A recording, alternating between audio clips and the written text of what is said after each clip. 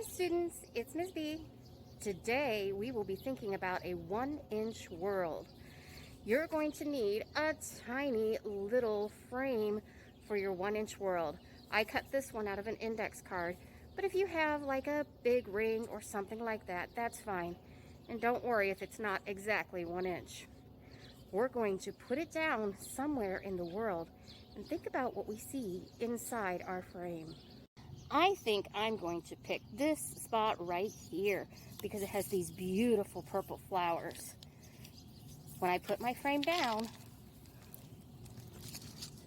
now I can only look at the things inside that frame.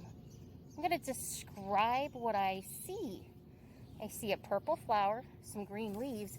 If I really look closely, I can even see a little bit of a brown leaf over here. Thinking about what I feel, the grass is kind of pokey right here, but this flower is soft.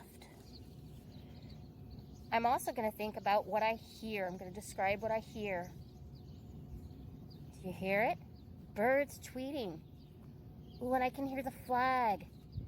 Let's try another spot. Oh, wow.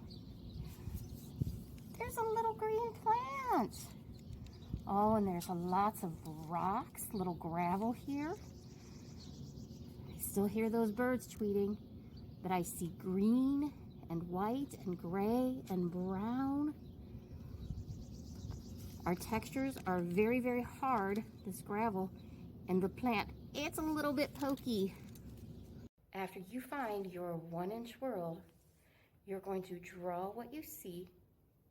You're going to discuss what you hear, and you're going to describe what you feel. Be sure to put it on Seesaw.